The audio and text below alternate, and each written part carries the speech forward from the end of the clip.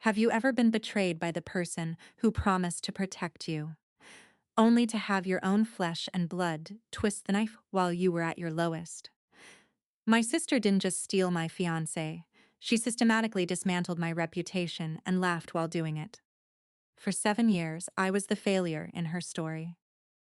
But what she did know was that I wasn't he competing for his love. I was building a life she could never touch. At my father's funeral, she stood there in a designer dress, mocking my career, waiting for me to break. Instead, I introduced her to my husband. The color drained from her face the moment she saw his rank. In that 1 second, the truth finally tore her fake world apart. This isn't just a story about revenge. It's a masterclass in how to reclaim your dignity when the world tells you you re nothing. You don't want to miss how the silence in that chapel changed everything. This story teaches us that true power isn't found in a title, but in the unshakable integrity of a person who refuses to be broken by someone else's performance. If you believe in standing tall when life tries to knock you down, hit that like button, subscribe, and turn on notifications so you never miss a lesson in leveling up. Have you ever had someone underestimate you only for reality to correct them? Drop your story in the comments. I read every single one. The morning air at Nellis Air Force Base was thick with the scent of desert sage and the distant, rhythmic hum of jet engines. A sound that had been the heartbeat of Clara Sterling's entire life. At 26, Clara was a first lieutenant whose career trajectory was as sharp and precise as the creases in her service dress uniform. Her father, Bill Sterling, a retired master sergeant who had spent 30 years cultivating a reputation for unflinching integrity, had always taught her that respect was not something one demanded with a booming voice, but something one earned through quiet, consistent excellence. Clara lived by that mantra, her identity defined by the rigorous standards of the Air Force and the dream of building a life with Marcus Thorne, a fellow officer who seemed to mirror her own commitment to service. Marcus had made captain 6 months earlier, and in the early days of their engagement, he had carried that rank with a humility that Clara found deeply attractive. She believed they were a team. Two professionals navigating the complexities of military life with a shared vision of the future. Yet, beneath the surface of their structured world, cracks began to form, subtle enough to be ignored if one were looking away, but impossible to unsee once noticed. It started with the arrival of her older sister, Vanessa, who had suddenly developed an inexplicable interest in military social events. Vanessa, who had never once expressed a desire to understand the culture that had shaped Clara's upbringing, began showing up to dinners and ceremonies in dresses that cost more than Clara's entire monthly uniform allowance. At first, Clara dismissed it as an attempt to reconnect, but the dynamic shifted when Vanessa began focusing her attention entirely on Marcus. She would touch his sleeve during conversations, laugh a fraction too long at his jokes, and pose questions about his career progression that felt less like curiosity and more like reconnaissance. Marcus, who had always been prone to seeking external validation, seemed to swell under Vanessa's performative admiration. He started straightening his shoulders when she was near, his tone shifting from the partner who respected Clara's expertise to an authority figure who felt the need to explain the world to her. Clara noticed the way Marcus would glance at Vanessa across crowded rooms, a look of unadulterated vanity that made her stomach tighten. It was a tactical error to ignore the warning signs. But Clara was too busy planning their wedding and excelling in her logistics squadron to confront the uncomfortable reality. She told herself that Marcus was merely adjusting to his new rank, that his sudden arrogance was a side effect of leadership, and that Vanessa was just being Vanessa. It was a generous, if naive, interpretation of behavior that screamed of betrayal. She began to find evidence, the kind that cannot be tucked away. Phone logs on his security clearance updates showing Vanessa's number as a frequent contact, and texts that blurred the line between familial support and something far more intimate. When she tried to bring it up, Marcus was masterful at deflection, reframing her legitimate concerns as elitism or insecurity. He would tell her that she was too focused on the rules, too rigid, and that he needed someone who understood the social nuances of their world, someone like Vanessa. The emotional toll was immense, but Clara, raised by a man who valued grit above all else, kept her head down. She poured herself into her work, ensuring her flight certifications were current and her training operations were executed with flawless precision. She didn't know that the foundation of her future had already been dismantled. Marcus was playing a deeper game, and as the promotion ceremony rehearsal approached, the final act of his calculated betrayal was already in motion. The air pressure shifted, a storm was brewing, and Clara, standing in the quiet of her apartment, felt the fracture before the break. She realized then that she was an officer who understood the structure of the world, but she had failed to understand the people closest to her. She had built her life on the assumption of loyalty, only to find that she was standing outside of a formation she thought she was leading. The silence in her home was not peaceful. It was the heavy, suffocating silence of a battlefield where the enemy was already holding the high ground. The betrayal did not happen with a shout, but with the cold, sterile precision of a military filing. On a Tuesday morning, Clara was summoned to the office of Lieutenant Colonel Patrick O'Neill. The atmosphere in the room was strained, and O'Neill, a man Clara had always respected for his impartiality, appeared visibly uncomfortable. He informed her that Marcus had formally requested to dissolve their engagement, citing a fundamental incompatibility in their long-term professional goals. It was a masterstroke of manipulation. By involving the chain of command, Marcus had successfully weaponized their personal conflict, framing his infidelity as a professional necessity to protect his clearance and his career. Clara stood in that office, absorbing the tactical brilliance of his cruelty, realizing that he had protected himself while systematically dismantling her reputation. She walked out of the base, the Nevada heat feeling like a physical weight, and saw her sister's car, a clear sign that Vanessa had been waiting for the fallout. The months that followed were a blur of cold, calculated survival. Marcus and Vanessa did not just move on. They performed their new life with a smugness that was designed to provoke. They were seen at bars, at events, and on social media, curating an image of a power couple that lived by the rules of status and performance. Clara, however, retreated. She did not seek revenge. She sought excellence. She volunteered for an arduous training command position overseas, a move that surprised her peers and silenced those who whispered about the broken engagement. In the solitude of her new post, she rediscovered who she was outside of the expectations of others. She leaned into the wisdom her father had imparted in his letters, reminding her that true character is built in the crucible of adversity.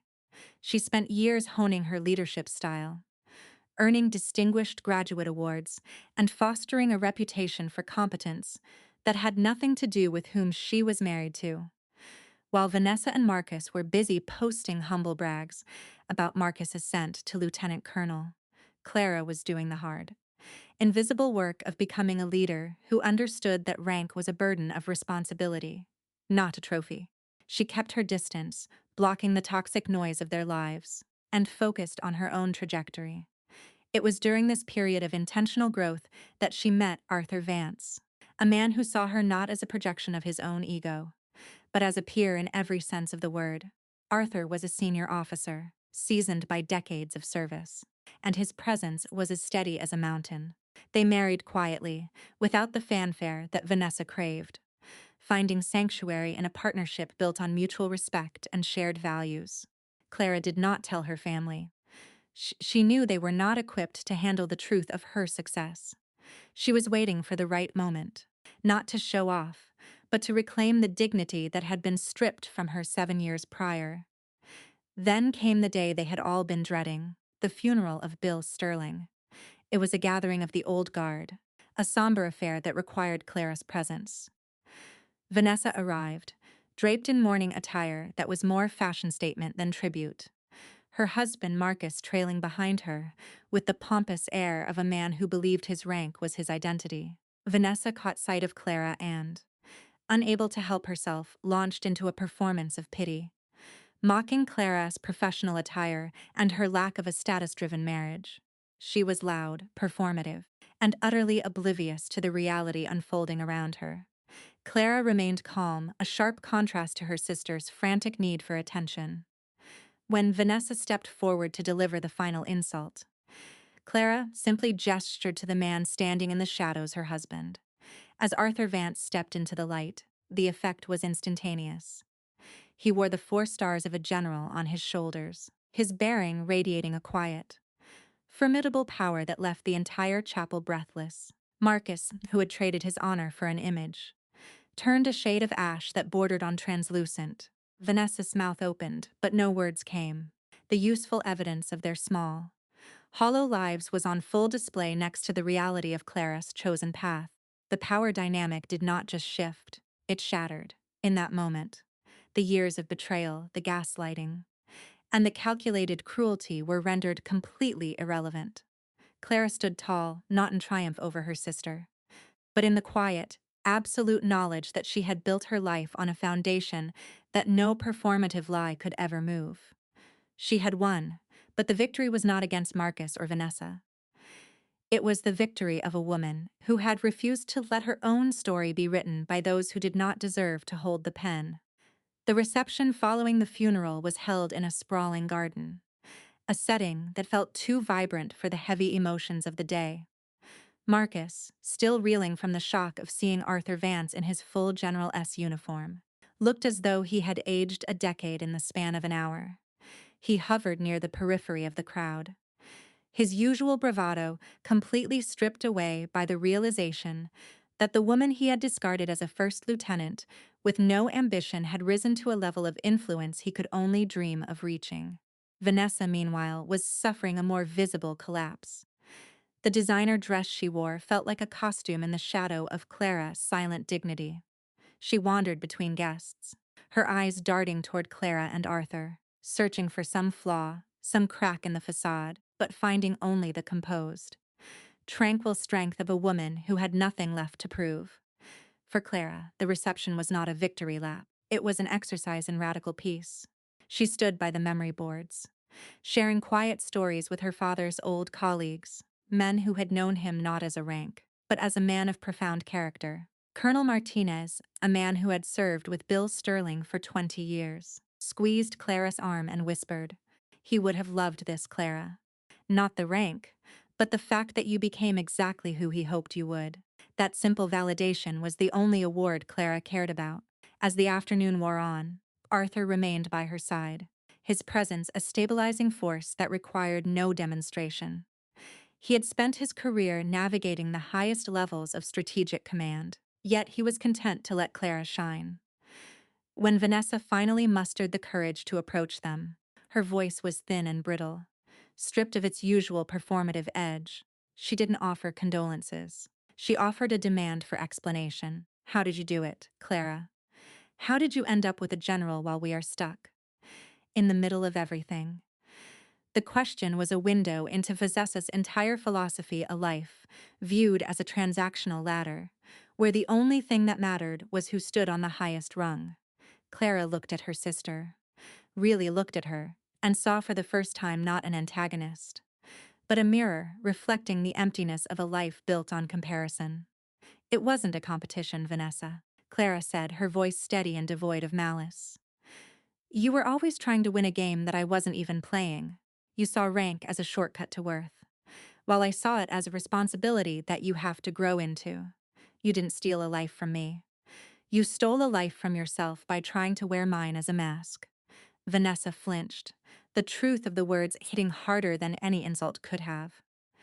The arrogance that had fueled her for 7 years seemed to evaporate, leaving behind the small, frightened girl who had always needed someone else light to feel visible. Marcus, seeing the exchange, finally approached, his face a mask of awkward contrition.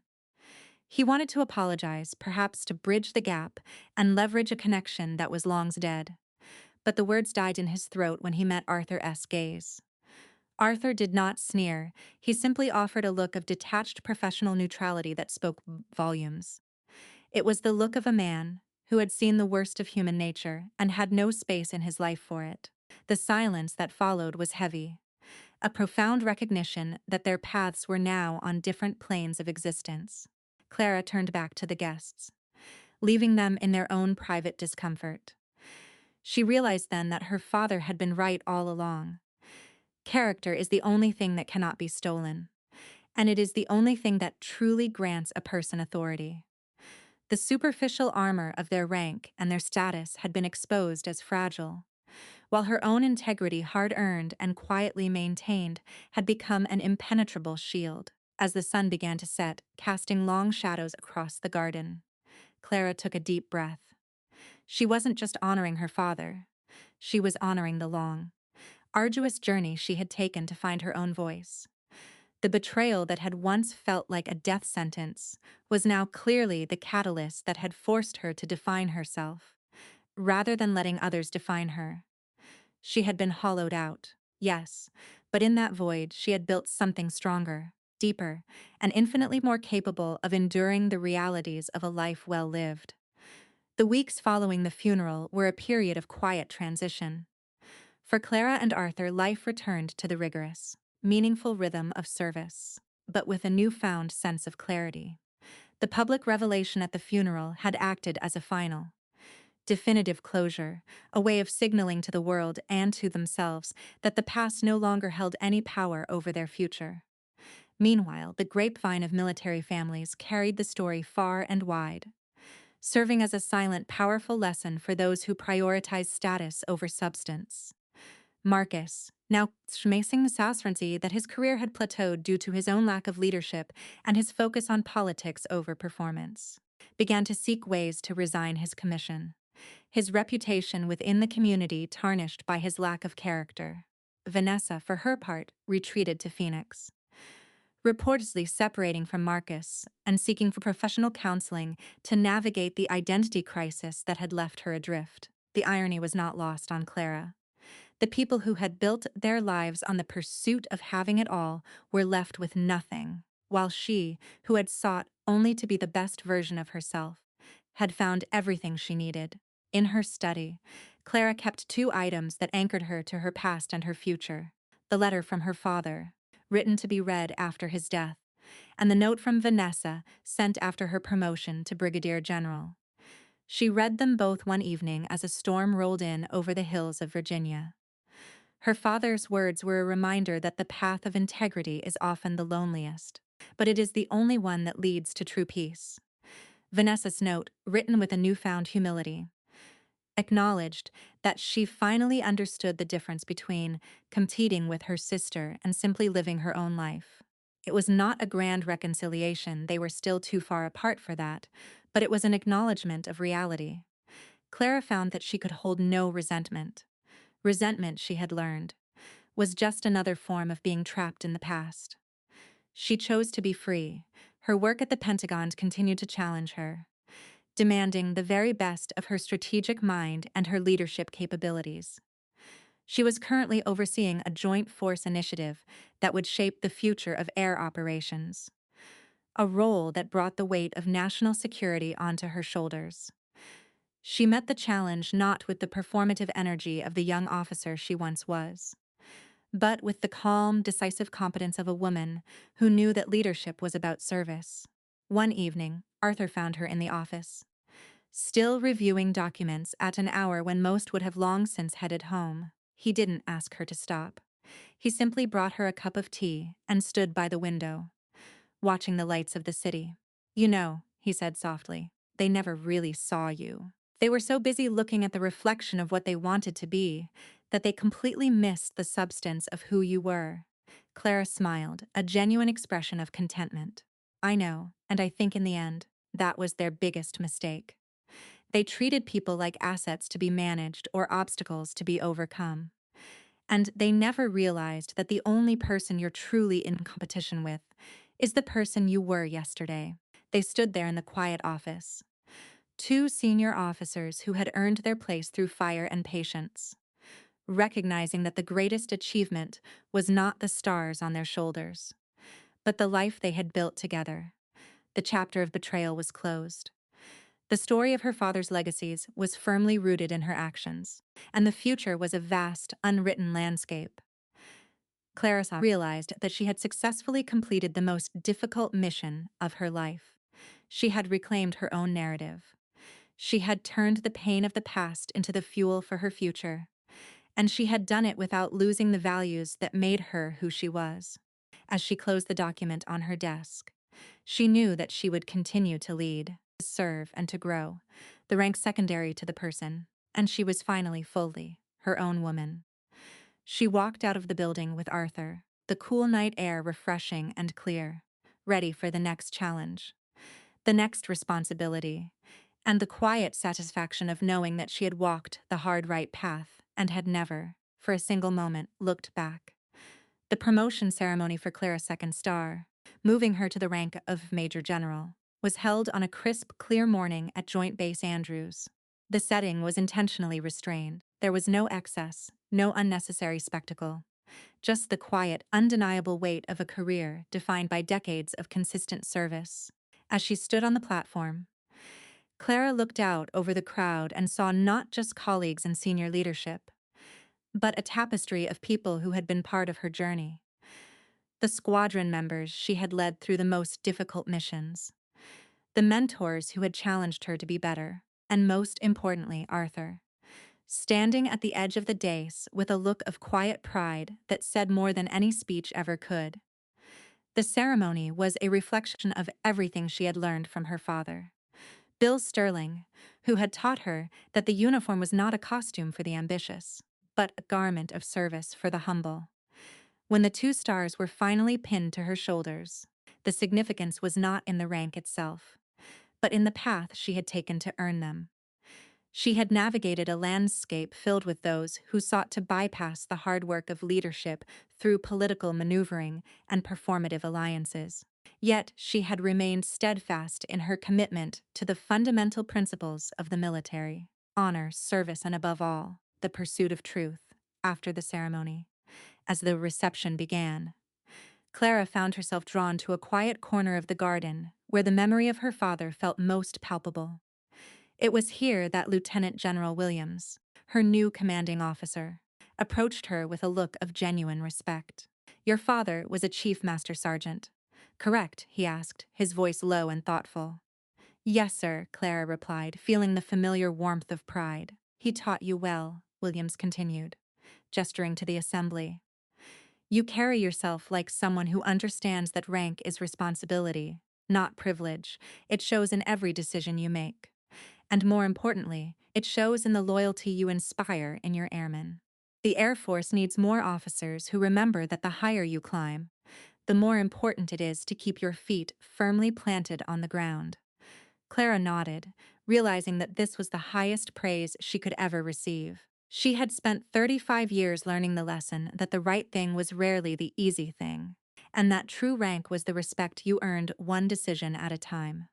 She looked over at Arthur, who was engaged in a deep conversation with a young captain, and she felt a surge of gratitude for the life they had forged. They were 2 senior officers who had survived the storms of career and the pressures of public life without ever losing sight of the core values that had brought them together. They understood that their partnership was not a status symbol, but a sanctuary, a place where they could be themselves, away from the expectations of the Pentagon and the scrutiny of the world. As the reception concluded, Clara felt a deep sense of peace settle over her. The competition with her sister, the betrayal by Marcus, and the years of feeling like she had to defend her worth had all faded into the background, leaving behind a clarity that was as bracing as the morning air. She had arrived at the pinnacle of her professional life, not by trampling over others, or by playing a role she didn't believe in, but by simply being exactly who she was. The stars on her shoulders were a reflection of the integrity she had cultivated within her own soul, and as she left the base that evening, she knew that she had finally fulfilled the legacy her father had entrusted to her, a legacy of service, of character, and of the unwavering belief that the only rank worth holding is the one you earn through truth. The final years of Clara's active duty were characterized by a quiet deliberate focus on the future of the Air Force and the development of the next generation of leaders.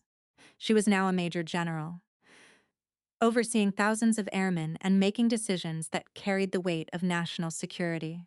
Yet her approach remained unchanged. She was still the woman who believed in the power of listening, the importance of mentorship, and the sanctity of doing the right thing when no one was watching. Her office at the Pentagon had become a hub for young officers seeking guidance, not just on strategy or logistics, but on the more elusive art of maintaining one's humanity in an environment that often demanded the opposite. Clara took this responsibility seriously, often sharing the story of her own early career not to complain, but to illustrate the profound difference between a life of performance and a life of substance. She spoke openly about the lessons she had learned from the betrayal that had once threatened to derail her, using it as a case study in resilience and the necessity of defining one's own worth.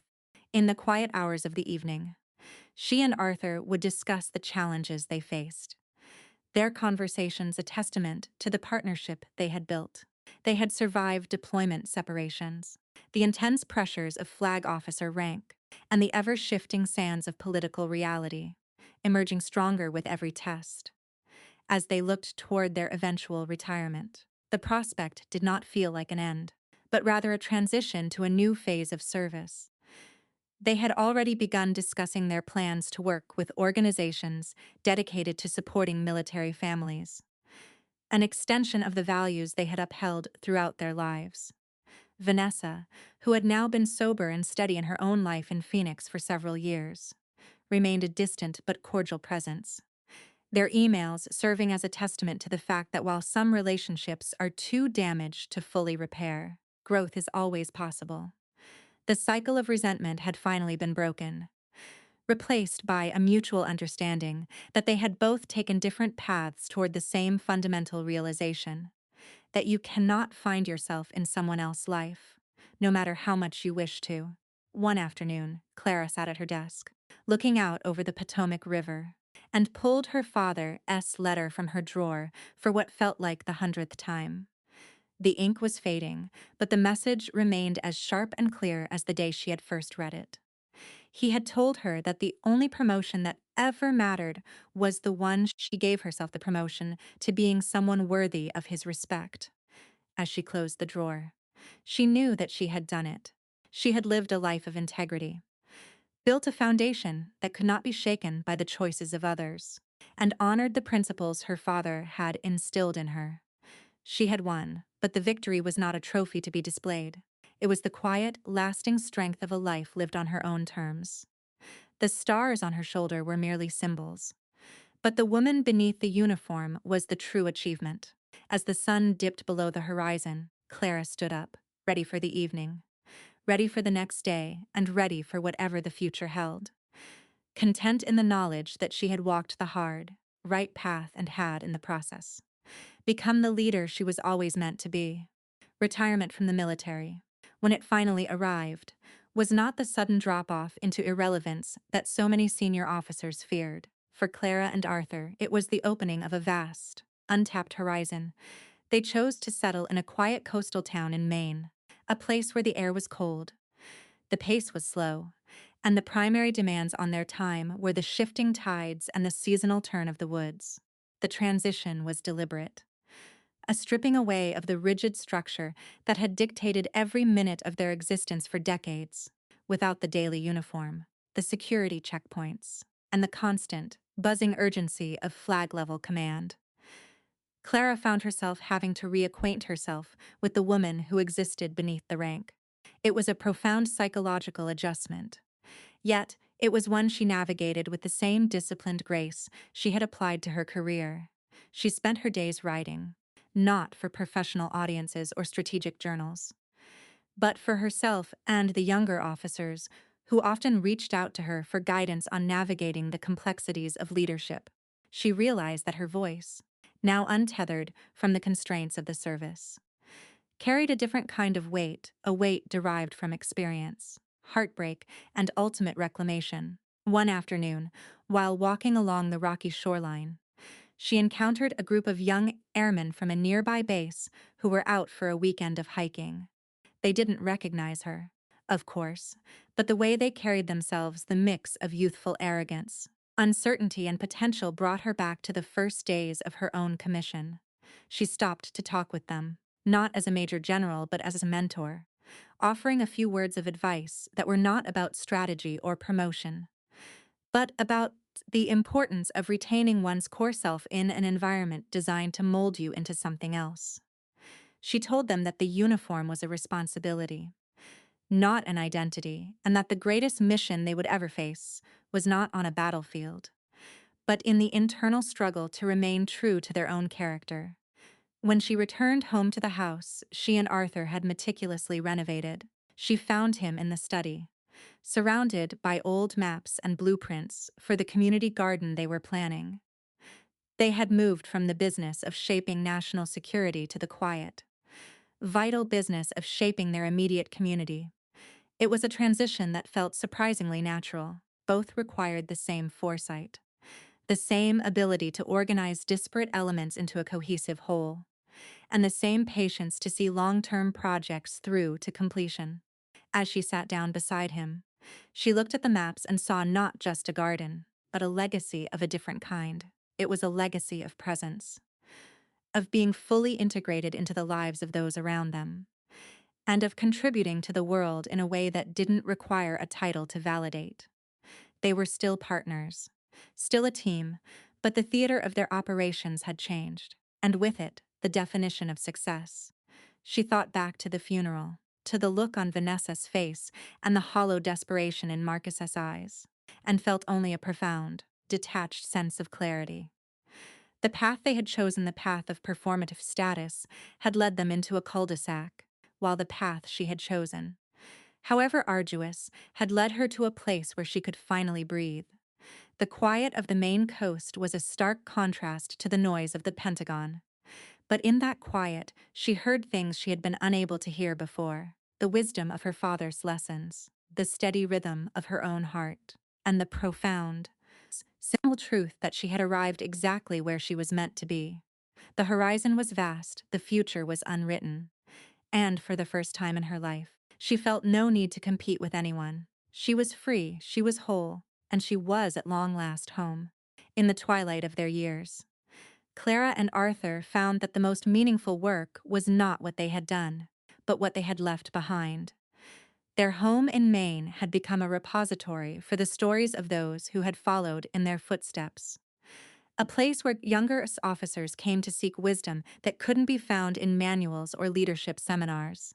Clara often reflected on the nature of legacy, realizing that it was not built in the monuments or the medals, but in the subtle, intangible influence one has on the lives of others. She had spent her entire life trying to prove her worth to a world that often valued her only for what she could provide, only to discover that her true value was an internal constant, entirely independent of external validation. The betrayal that had once been the defining crisis of her life had, through the alchemy of time and hard-won resilience, become its most important lesson. It had taught her that one cannot control the actions of others, but one has absolute sovereignty over how one responds to those actions.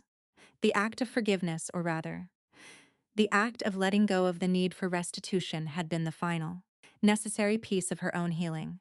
It was not a grand gesture, but a quiet, daily practice of releasing the past and embracing the present. When she finally heard through Aunt Marjorie that Marcus had passed away in his quiet, understated civilian life, she felt no surge of triumph, nor any lingering pain. She simply felt a moment of quiet, human acknowledgement for the man he had been and the man he could have become. And when she and Vanessa finally sat down for a real conversation, not an exchange of emails or a brief update, but a multi-hour session of shared memory, laughter, and hard truths, it was the final brick in the house of her peace. Vanessa was no longer the performative antagonist of Clara's youth. She was a woman who had lived, suffered, and grown, a human being who had finally stepped out of the shadow of comparison to build a life of genuine substance. They were not close in the way they had been in their earliest childhood, But they were connected by a shared history and a mutual respect for the different, often difficult, paths they had taken to arrive at their own versions of the truth. As Clara looked at the two stars she had once worn, now resting in a display case in the hallway, she felt no desire to wear them again. They were artifacts of a life that had served its purpose. Her current mission was simply to be present, to be the wife Arthur deserved, the friend her community needed, and the person her father had always known she was capable of being. On a final clear evening, as she sat on the porch watching the northern lights dance across the sky, she realized that the victory was complete. She had lived a life of integrity, built on foundations that no force on earth could move. She had been betrayed, written off, and underestimated, yet she had used every one of those moments to refine her character and solidify her resolve. She was, in the most profound sense, an officer of her own life, governing her internal world with the same precision and commitment she had applied to the national stage.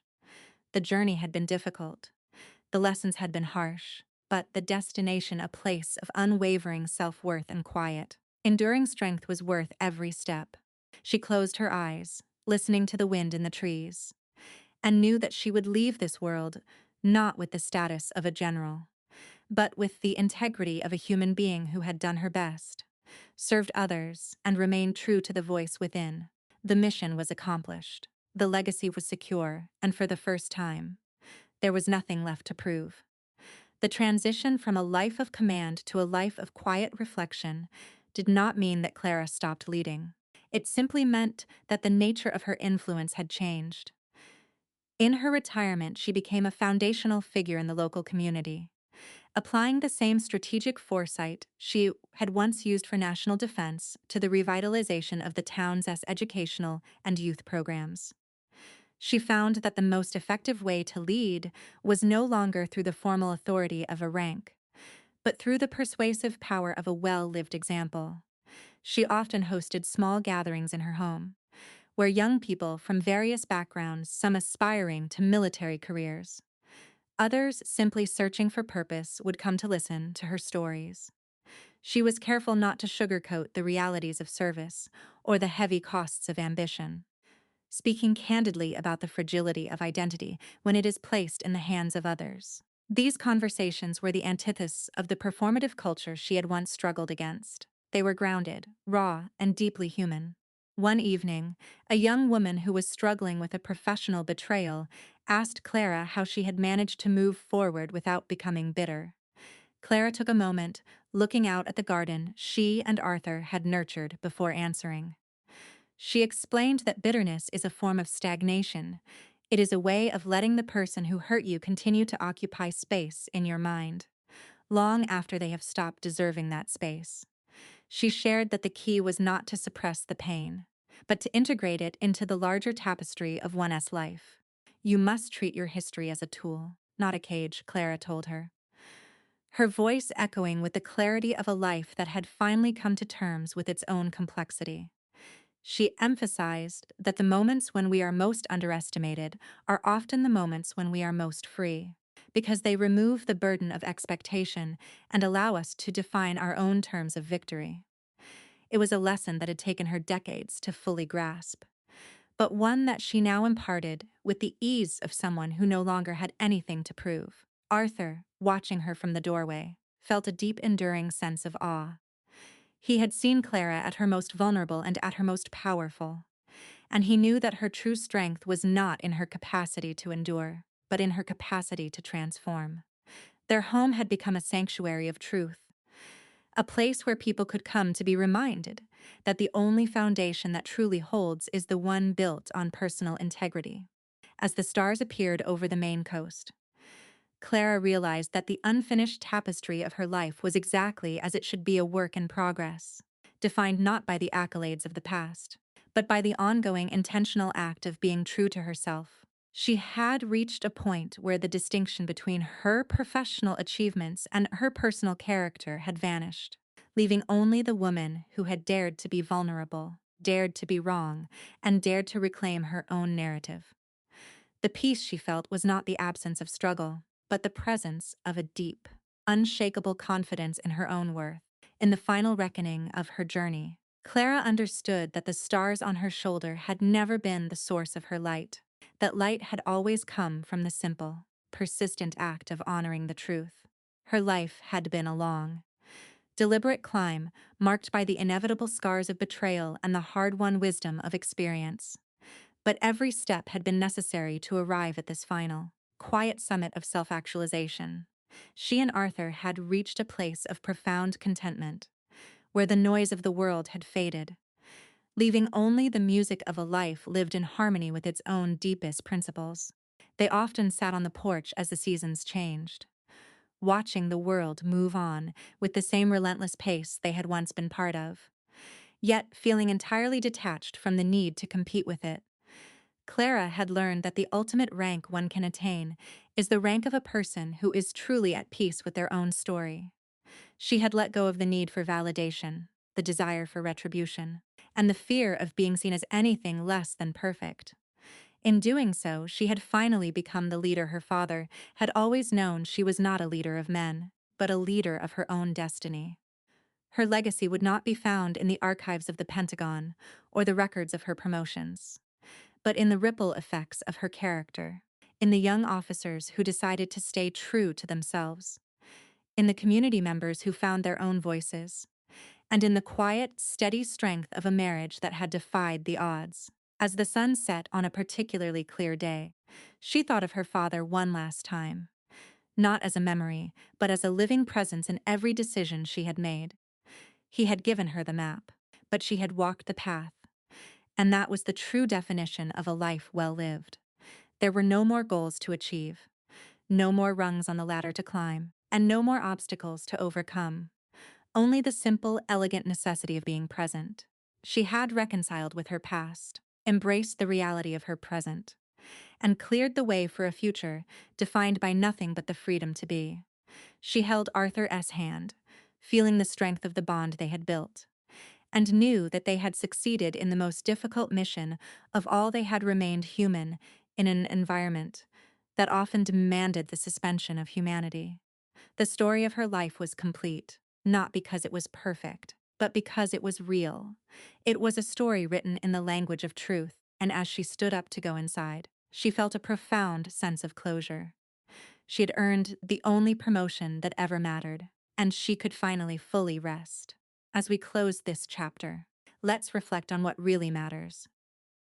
We live in a world that pushes us to compare our behind the scenes with everyone else's highlight reel. My sister Vanessa spent years building a kingdom of status, wearing borrowed titles like jewelry. But as we saw when the storm came, that house of cards couldn't stand because it wasn't built on substance. It was built on the need to be better than me.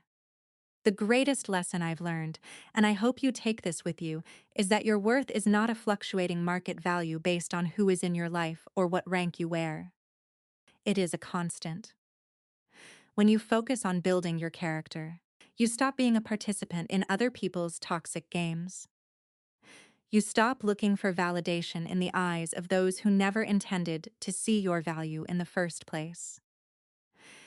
If you are currently feeling small because someone has tried to dim your light or steal your future, remember this: they are only able to stand on top of you if you are lying down. Stand up. Do the hard work. Focus on the integrity of your actions rather than the optics of your life. Eventually, the truth has a way of showing up, not because you forced it to, but because it is the only thing that can withstand the test of time. Be the person your younger self would be proud of, and everything else will fall into its proper place. This content has been researched, developed, and edited manually by our team to provide meaningful insights and life lessons.